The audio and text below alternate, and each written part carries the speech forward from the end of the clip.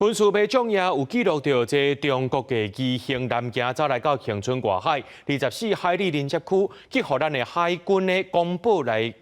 处理，对方说甲咱呛讲台湾呢是中国领土不会当分割一部分。另外，中国的海警船伫昨开始呢，一直来到金门水域，海巡也派出上百栋的巡防艇去做应对。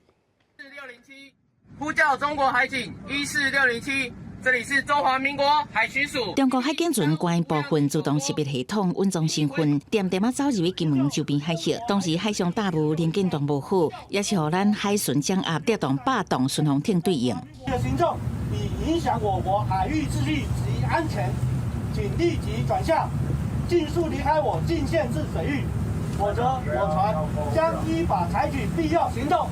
南方巡航艇并行对应，用无线电广播要求中国海警船转向，双方目真话对立，国旗做伙出现，持续并行监控中国海警船差不多伫11早起11点离开金门限制水域。连续2天，中国海警船各有4只出现伫金门周边海域，这则伫金门南方海域，为3个所在航入咱国水域，早已改变部分侵扰水域，又搁挖近。海巡署统计，中国海警船到即卖已经侵扰金门水域68届，表达强烈的谴责。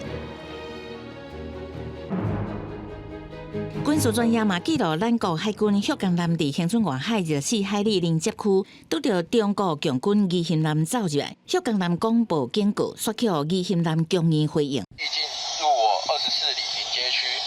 将违反我中华民国领海及临街区法，我将被迫采取驱离行动。注意你的言辞，你所谓的临街区不存在，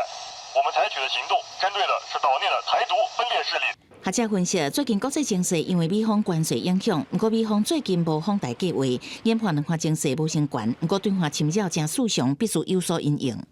中共北京已经把这种做法常态化，所以我们也必须把我们的因应把它变为常态化。也就是说，海巡的训练可能要必须更强化。 国防部统计，11早起开始也陆续查到中国国型主副战机甲无人机，有12台飞过中线甲伊的延伸线进入咱方领空，配合强军执行联合政备检巡，咱方严密掌握，并检派任务机舰也甲华地飞弹系统适当应处。记者综合报道。